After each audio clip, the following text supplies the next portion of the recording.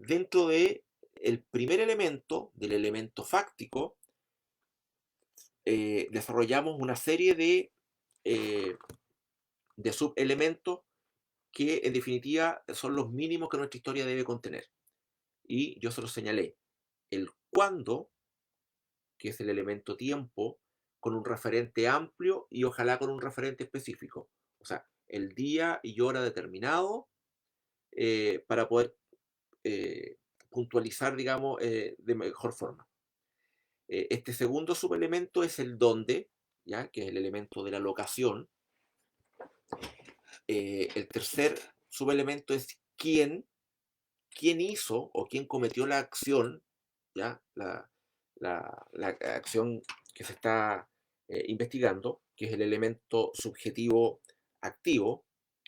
Después, ¿qué hizo? ¿Ya? Que sería la acción imputada. Luego, ¿a quién se lo hizo? Que sería el elemento subjetivo pasivo. Después le añadimos circunstancias, ¿cierto?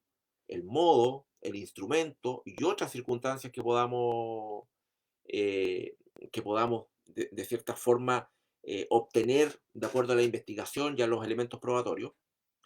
Y el resultado de la acción. Y por último, es importante poder señalar cuál es el móvil, ¿ya? O la motivación eh, que tuvo la persona para poder matar. Ahora, hay ciertas cosas que son parte del pensamiento del autor de un delito que muchas veces no podemos, no siempre logramos obtener el móvil de una acción determinada. Muchas veces el móvil, le disparé para robarle el vehículo, eh, lo maté porque me estaba haciendo infiel con tal persona, o sea, una serie de cosas que en la gran mayoría de los casos las podemos encontrar o explicar, pero en algunos delitos no es difícil encontrar un móvil cierto, pero eso no impide que nosotros podamos desarrollar un móvil de acuerdo a las máximas de la experiencia, ¿cierto? De las experiencias humanas y de cierta forma poder dar una explicación. El por qué nosotros, si el inculpado no nos señala directamente cuál fue el móvil que tuvo para cometer el delito y de los antecedentes no es fácil inferirlo, podemos a lo menos nosotros teorizar respecto de cuál es el móvil que pudo haber tenido el autor del delito para cometerlo. ¿Ya? Eh, este último subelemento del móvil no es determinante. Si yo no logro probar el móvil, no significa que el imputado o el inculpado no va a ser condenado. ¿Ya? Por ejemplo, yo soy fiscal, estoy acusando al cazador por haberle disparado al lobo, ¿cierto? Pero no logré probar, no había testigo. La abuelita, acuérdense que ya estaba senil y estaba metida en un closet. Bueno, otra versión del cuento dice que estaba en la guata del lobo, pero la Caperucita era una niña, estaba en estado de shock, por lo tanto tampoco me pudo decir nada. Y yo lo único que logré probar como fiscal es que el cazador le disparó al lobo con el resultado de muerte. Vuelvo a insistir, tal vez no podría probar cuál fue el móvil, pero no por eso el tribunal no va a llegar a la convicción de que efectivamente yo le disparé, o perdón, que el cazador le disparó al lobo. ¿Ya? Por eso le digo, es importante eh, que el móvil vaya de nuestra teoría del caso, pero no es absolutamente indispensable. ¿Ya? Yo lo recomiendo, ojalá de poderlo incluir. Eso un poco para desarrollar el primer gran elemento de la teoría del caso, como les dije, que era el elemento fáctico.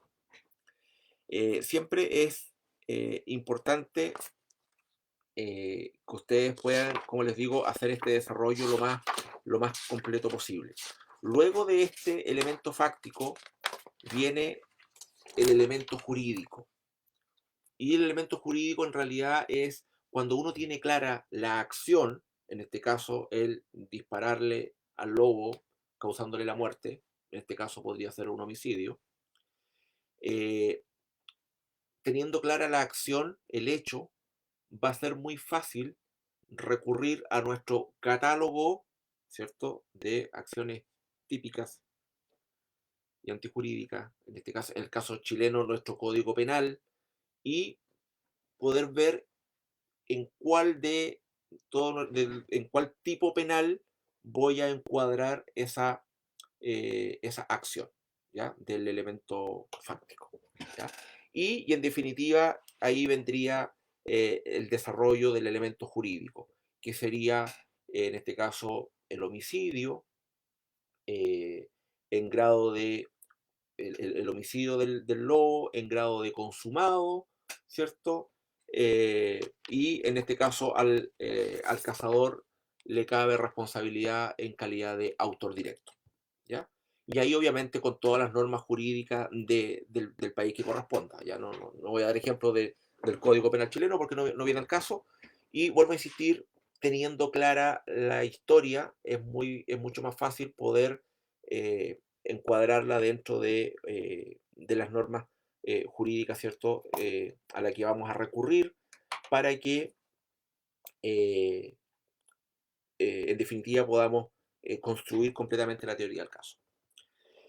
Ahora, dentro de la teoría jurídica, es importante poder hacer el desarrollo de aquellos elementos que sirven para atenuar la responsabilidad en el caso para la defensa, es muy importante, o tal vez para eximir de responsabilidad, ¿ya? También es un elemento muy importante dentro del desarrollo del elemento de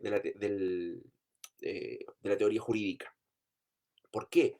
En el caso que estábamos analizando de la Caperucita, la defensa va a poder argumentar de que, en definitiva, efectivamente se cometió un homicidio, ¿cierto? Se mató al lobo, pero a raíz del móvil, ¿cierto? Por eso es que también es importante el móvil, a raíz del móvil, que fue la defensa de la Caperucita, y tal vez de la Caperucita y de la abuela, en definitiva, podría existir alguna atenuante de responsabilidad penal o tal vez un eximente, ¿ya? Por eso es que es, es muy importante. Entonces, por una parte, tenemos el elemento fáctico, lo colocamos bajo el amparo, bajo el paraguas de la teoría jurídica, ¿ya? Que sería como encuadro la teoría fáctica eh, dentro de la tipicidad del delito. Y es muy importante, de acuerdo a mi pretensión, ¿cierto? También desarrollar aquellos elementos que sirvan para aminorar la responsabilidad, atenuarla, ¿cierto? Y en algún caso extinguirla, ¿ya? Y como contrapartida, en el caso de la fiscalía, podría decir de que en el caso del lobo, perdón, del cazador, no concurre ninguna causal eximente y tal vez un agravante y que le disparó al lobo que estaba desarmado, le disparó a quemarropa y con la única intención de matarlo cuando basta con haberle, no sé, haber dado un tiro al aire o haberle disparado en alguna extremidad para reducirlo.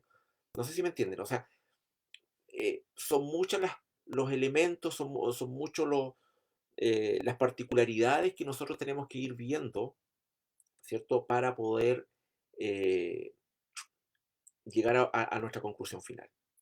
Y como último elemento de estos tres grandes elementos que estábamos analizando, es el elemento probatorio, ¿ya? Y el elemento probatorio, en definitiva, es cómo yo voy a probar lo que señalé primero, en la teoría fáctica.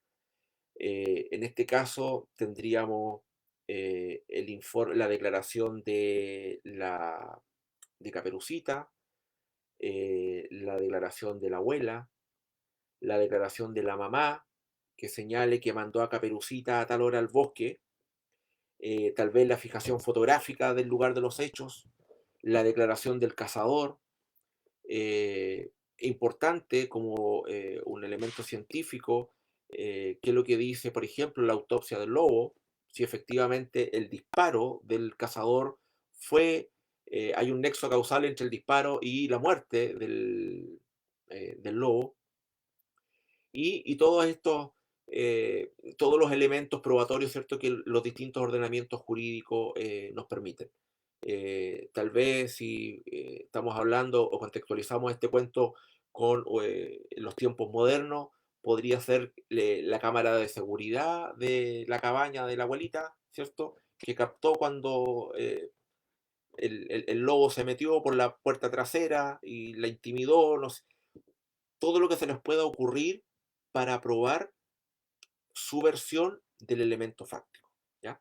Esos son los tres grandes elementos que nosotros debemos eh, obligatoriamente, ¿ah? Aquí en el caso de los subelementos podría faltar uno, pero en el caso de los tres ingredientes principales, el fáctico, el jurídico y el probatorio, debemos deben estar contenidos dentro de nuestra teoría de manera obligatoria, ¿ah? Para el éxito de nuestra misión, ¿cierto? Que es convencer al juzgador que nuestro relato es, en definitiva, el verdadero y que debe fallarse en consecuencia a él.